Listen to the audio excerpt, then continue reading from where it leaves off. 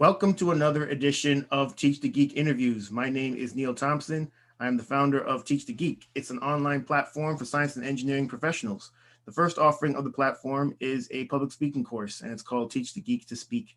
To learn more about it, you can go to teachthegeek.com. Again, it's teachthegeek.com. Today, my guest is Edidiong Obot, and she does a lot of things. She has a background in chemistry, but she didn't stop there. She's a podcaster, a host, a producer, a speaker, a community advocate. She's a woman of many talents. I'm really interested to learn more about her varied interests and how public speaking has benefited her endeavors. Welcome to Teach the Geek interviews, Edidiong. Thank you for having me. I'm excited. I'm honored to be on the podcast. Wonderful. So my first question, from the bit of research I did on you, I saw that you got a degree in chemistry. What was the motivation to get that degree? Yeah. So basically in high school, I was in a lot of the advanced placement courses. And so chemistry just kind of came natural to me. I kind of understood what it was in terms of like numbers and just kind of like systems and just kind of understanding like how things are processed, going from one thing to another, all those different things. So naturally, I was like, okay, well, maybe I'll just pursue chemistry in college. But I actually wanted to do pharmacy. So, as many of y'all may know, pharmacy isn't actually a major. You have to do your pre-pharmacy classes, and then you get applied to the pharmacy school, which is a professional school. So, I had to declare a major. So I said, okay, let me go ahead and declare something that I know I can do, which was chemistry. Little did I know, it wasn't just like your basic advanced placement chemistry in college. It was a little bit more advanced, but I appreciate the experience. And so I ended up getting my degree from Texas Southern University. I actually did not do pharmacy. After I did some of the elective classes, I realized that um, pharmacy was not the route for me. Not because I didn't like pharmacy, but just because I wanted to pursue something else that would allow me the free reins to move the way I wanted to move in that industry. And I felt like with pharmacy, I would feel constricted. So I stayed with the chemistry aspect and I kind of moved into the environmental space. And so that's kind of like how I ended up pursuing my degree in chemistry. And I did it in like 3 years. Oh wow, that's impressive. I mean, 3 years for one degree. I mean, you got some people on the 10-year plan when it comes to school. And there's nothing wrong with the 10-year plan. They figure out what you're trying to do. Yeah, for sure. And I think there might be something to be said about getting a pharmacy degree. I mean, I don't know, I don't know too much about it, but when I think of pharmacists, I just think of the people that work at, a CVS or a Walgreens, works at pharmacy. I understand that there are other things that you can do, but I also saw that, well, instead of doing getting a pharmacy degree, you got a master's in environmental toxicology. When you get something like that, what are your, I guess, your career prospects after getting such a degree? So I feel like my journey was a little different than everybody else's. It wasn't this like, oh, I'm graduating out of chemistry. I've done a lot of environmental research. I'm going to go straight into environmental toxicology. Not my route. Actually, I decided I wanted to medicine, right? And so I was a pre-med major. And in that pre-med major, doing chemistry, the school that I attended, Texas Southern University, is really big on environmental research. And so they have funding, they have grants, they have different kind of programs, and they're recognized for their environmental research. And so at that time, I was working on nanomaterials, nanoparticles, still very new at the time. There wasn't really a whole bunch of research out there. And so we were kind of like on that cutting edge. We had worked with nanomaterials with NASA. We've worked with nanomaterials with UNCF. And I was actually put on a project to work with nanomaterials with the Air Force Research Lab. And so just kind of doing a lot of the environmental work, it seemed like it would be the natural progression, but I really wasn't sure. So when I ended up doing my I ended up getting a job with the CDC and doing some environmental research there. Kind of brightened my eyes and my scope, and I said, okay, well, maybe doing environmental toxicology is a good route to enter into because I have a strong science background, and then I've been doing environmental research, and so toxicology is just really interesting to me. So I ended up pursuing my degree in environmental toxicology. And yeah, that's kind of like how I entered into it. Gotcha. When you entered into the workforce, what is something that you found surprising about working at at a company that you didn't anticipate? Surprisingly enough, I think because at my school there were a lot of women in STEM, just because they made sure that they promoted women of color, especially since it's a HBCU, a historically black college or university. They really pushed on making sure that women were represented in STEM. So that was kind of like my natural feel for it, even though I kind of knew in the back of my mind that women of color are not like that big in STEM. But when you go to these different conferences, you see women of color, you see different students who are presenting their research, and you're like, okay, cool. But when you get into the workforce, it looks totally different. And so I ended up being like not only the only black woman, but the only woman in some of these spaces that had a degree, that had the experience, whereas you had, maybe it was Caucasian men who were kind of like leading at the top, or even if they were like kind of like the ones that were doing some of the heavy lifting, you would see them where they didn't really have an education, or they were black or Hispanic males. So it's a really male dominated industry when it comes to STEM, when it comes to science, especially. And when you start talking about toxicology and environmental work at that time, there wasn't really a lot of women there. So for me, I went from an incubator that promoted women of color to reality where I'm the only one. And so I just kind of had to bank on, the information that I know, the experience I gained, and everything that people poured into me to, show me that, hey, you're a confident black woman in STEM and you can do this. And so I brought that to work every day in these different industries. Wow. I didn't go to an HBCU, so I suppose that my experience in school very much mirrored what I I eventually came across when I came into the workforce. There was very few black people in the program that I was in, and then when I started working, there was very few black people there too. So there certainly was no shock for me. I'm really sorry that you had to go through that, but I guess you have to experience what you experience at some point. You just kind of have to deal with it. Right, right. So now I'm curious about the career that you've had up until this point. Are you where you thought you would be, or where you hope to be at this point? And if not, what would need to happen for you to be where you want to be? I think that is an awesome question.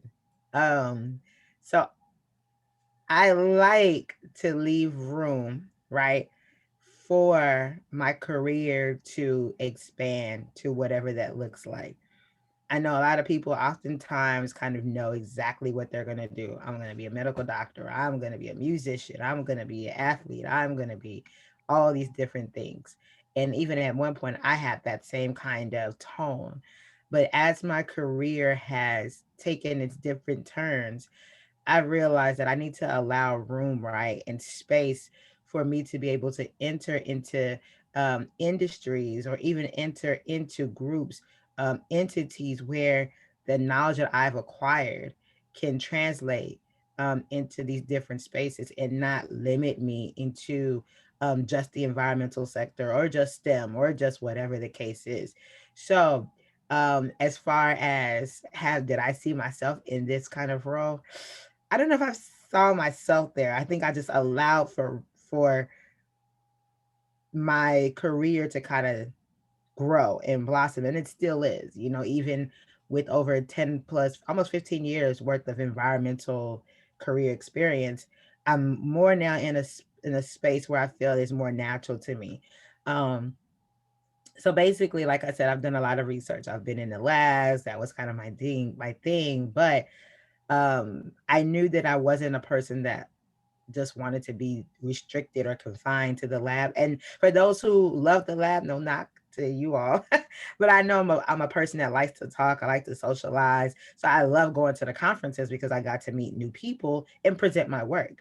I didn't really get a chance to do that, just kind of like in the lab, figuring out what I needed to figure out. And so with just my career taking its turn in different spaces, I'm now in a space where I get a chance to also break down these complicated scientific terms and constructs and explain them to our community, right? Who may not have the same kind of education I have or the same kind of knowledge I have, but the impact is directly to those people in those communities. So I love the fact that I get a chance to bridge science and community advocacy in a way where we're making an impact, right? And we're also working on a realistic change, right? Change from the bottom up and top down.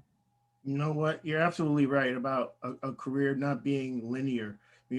One of the main reasons I started this channel in this podcast in the first place was to hear from people like you that perhaps they got a degree in something and they start there, but that isn't necessarily all that there is to them. And I see that in myself too. I mean, especially from background on me, I did product development in medical devices for a number of years as an engineer, but it didn't stop there. I had other interests. I wrote a children's book. I do consulting. I do a bunch of things. There's just I have a Right. bunch of interests, and just because you start one place doesn't mean that's where you have to end up. You can follow your interests and see where they lead you. So I commend you in knowing that you didn't have to stay in one place, and that there were other and you had other interests and you were willing to follow them. Yeah, and one thing I like to tell people is that, listen, like God has given you so many different gifts and talents, right? And you don't necessarily have to stay in one career. You can have multiple careers simultaneously, like you just said. You do consulting, you're an author, you're an engineer. These are all careers that are happening at the same time. And like that you were able to make room, right? To invite those things into your life. So the same thing with me. I still do my environmental consulting. I'm doing community advocacy work. I have my own brand. I have all of these different things, but at the same time, like I'm not, like I said, restricting myself to just kind of like the environmental space. I'm also in cultural space. I'm also in, community organizing, project management, all these different spaces that I'm able to because I've been able to translate my skills into other industries and other areas. So, Yeah, kudos to us then. right, We're pretty great. So right. you mentioned these other interests. So I really would like to talk more about them. I mentioned in the intro that you're a host and a producer of shows. What motivated you to do that, and what are your shows about? Okay. So I got an opportunity. I was approached by actually a TV network locally, and they pretty much saw the work that I had been doing in the community. So my background, I'm a first generation born Nigerian American, and so I have cultural ties specifically to Nigerian. My parents are Nigerian. My family's Nigerian. Majority of my family are still in Nigeria. My grandmother is there to this day. Speaking of, I need to give her a call. um, but yeah, so what really sparked me to start the TV show was just kind of like we need more people who are in the diaspora that are professionals to kind of know each other. So that's kind of like how the first show started, which is called It's Our Time. And it literally is saying like it's our time to speak up, to be recognized, and to let people know that hey, we're here and we're doing amazing things. So that was kind of like it kind of, trying to be like the voice of like, professionals in the diaspora, whether you're young, you're old, in between, whatever you are in your career or in your business. The second show kind of got birthed out of the first show, where I had a friend of mine who I interviewed came on, and he was running for an elected position. And so what I mentioned to him was, as much as you have, a lot of the African Americans who are supporting you, you're leaving your African um, brothers and sisters behind from the diaspora who have a vote, and you haven't targeted that audience yet.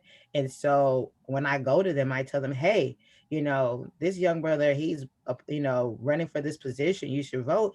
They're like, oh, okay, what is he about? Can he come to this? But by the time he began to think about those things, it was kind of like the gap was too short of a window to speak to those people. So we said, hey, why don't we have a show where we can talk about different perspectives, especially when it comes to our communities, and literally trying to bridge that gap between Africans and African Americans through this show. So the show is called Fresh Perspective. And so you got a chance to get a fresh perspective on culture, on community, on civic engagement, all those different things, seeing where we are similar but also unique in our various cultures. And so that was kind of like the birth of those two shows. And so from there, I've had the opportunity to kind of move into where I'm doing my own producing. I also have a potential um, producing engagement, and so I can't really talk about it yet until we get everything tied up. But just on my own, I have on my own platform, which everybody can follow me on. I speak towards this term I call Class A, and Class A stands for culture, lifestyle, advocacy, spiritual strategy, and engagement. Right, and so it literally encompasses everything that I believe in. And so through that, you'll see me kind of talk about Chris on the Move, where I kind of go into different spaces and communities and kind of talk about their food or talk about whatever community programs they have going on. I have the Just with Chris, where you're just kind of talking about different hot topics or things you want to know, even motivational things. A lot of times I need that quiet time, or that, or I'll scroll through my Instagram or my Facebook post, and I'll see like, oh man, that really encouraged me. So I kind of try to put the same thing out there, good energy out there as well. It's so there's just kind of different things. But if you follow me on Instagram, on Facebook, or even on YouTube or LinkedIn, you'll kind of see a little bit of what I'm doing on that front as well. So Nice. You also mentioned earlier about your community advocacy work. When it comes to that, what does that entail, firstly, and then also what do you hope comes of it? So what I like to say is I'm a person who likes to connect the dots in the community. So a lot of times we function in a lot of different silos, where we're maybe doing kind of like the same kind of work, but then we're not really working together. Or we may have like the same kind of ideas or concepts, but we don't know where to start. Or somebody else may be doing something and you have like a different piece where you're like, I need somebody who can do this. So I like to say that I'm a community advocate in a sense like that, where I'm making sure that we're connecting the dots in our communities, but we're also making sure that resources are coming into these communities that we do not know of. So if I'm privy, right, if I'm in a position where I know certain things will benefit other communities of color, I make sure that, hey, in our, especially in our African community, let's make sure that we are part of that conversation, that we're at the table, that we're in the room, because other communities of color are also benefiting from this as well. And not just other communities of color, but just communities in general, making sure that, the injustices that are happening, how do we go from the protest to policy, right? The action part, what can you do individually to do your part? I like to tell people, do what you can at the level that you're at. But if you know that you're at a different level where you have a level of influence, then you ought to be doing more. And those people who you consider a leader, you ought to hold them accountable to that platform. And so that's kind of like my mantra is like, hey, if you're in a form of leadership, whatever that looks like, you have the opportunity to literally be the change you want to see in your own community. Whatever you want to do, let's do it. There's nothing holding you back. There's nothing stopping you. All of the red tape that we have to kind of get past just to kind of, advocate for these communities. If you're in leadership, you can cut that red tape out and just do what you have to do. So that means bringing in masks into neighborhoods who can't afford to, go out and get a mask, for the pandemic during the pandemic. If that's, hosting a COVID-19 vaccination event or even a testing event, do that. If that means, raising money for whatever cause that may be that would impact that community, do that. If you're in an organization and you feel like, hey, I feel better when I can organize around programming, right? That will benefit our community and rally the community to be involved and be educated.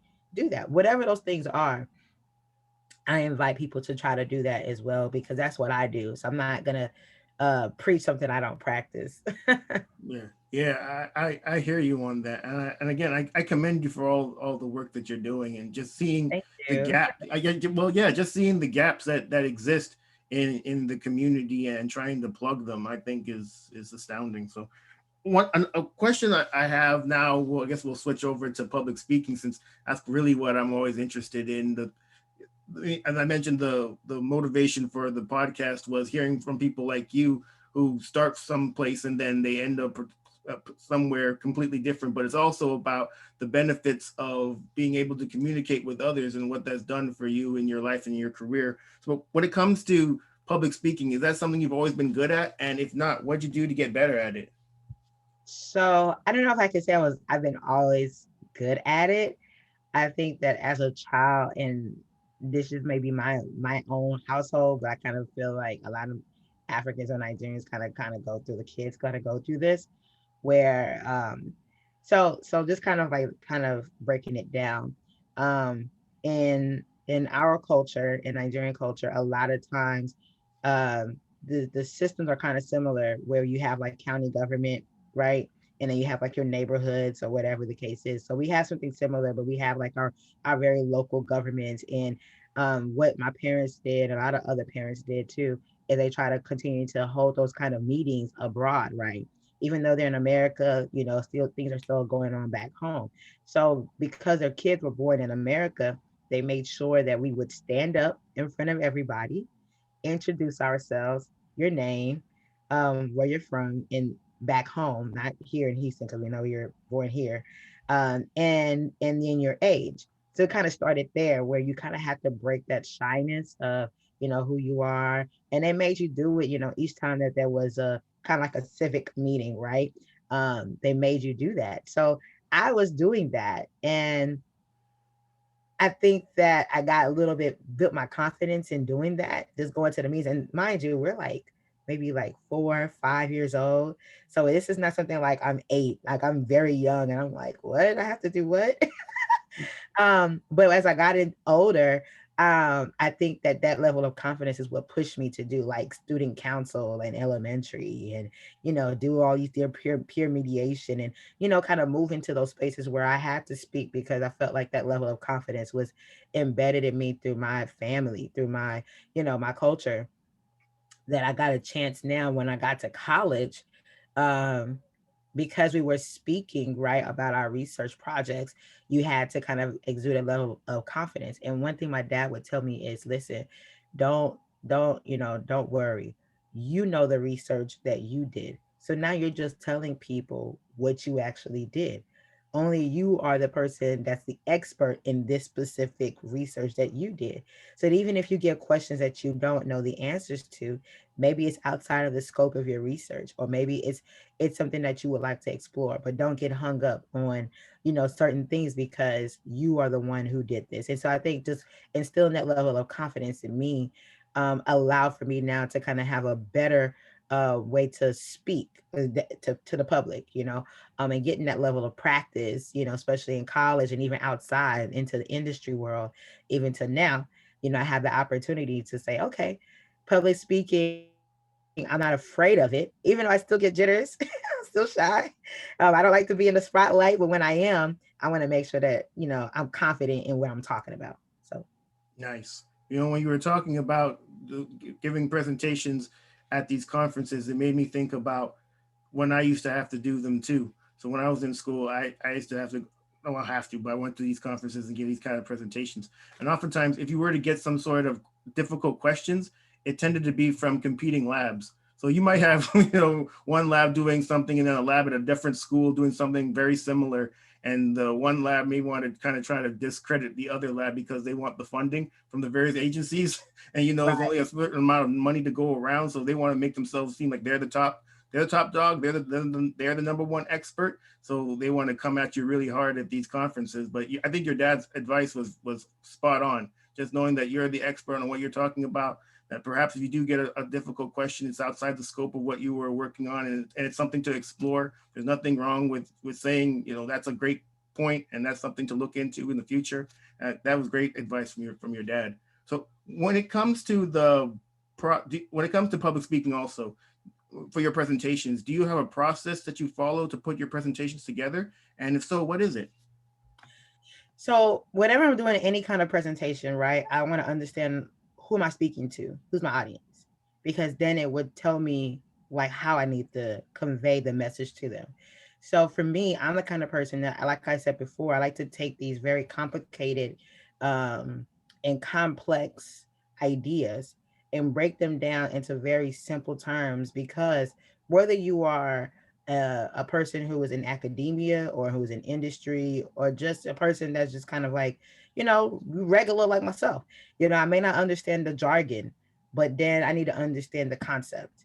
And so if I can at least speak towards the big level, the big picture jargon, and break that down, then, if I get those complicated, more specific, more technical questions, it makes it easy, right? Because I'm following, I'm bringing everybody along. I'm not just speaking specifically to your STEM folks. I'm speaking to everybody. I'm speaking to whoever is in the building. So I need to make sure that I understand who my audience is. If I'm speaking towards an audience that's more scientific based, then of course, like, my conversation or my presentation is going to speak towards that.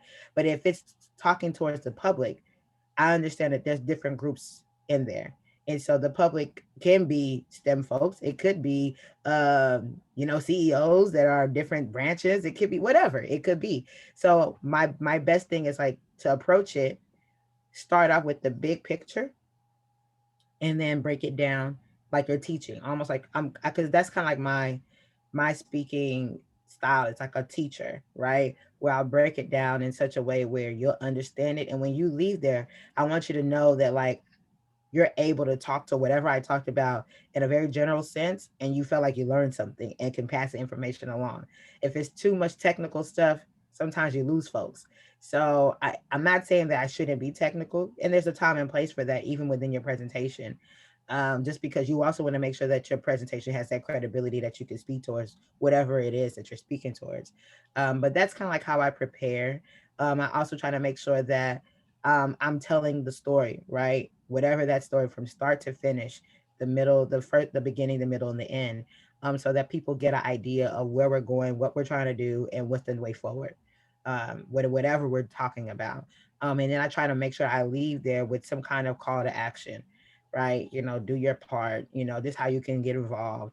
Kind of spark up some kind of motivation or encouragement for you to do something.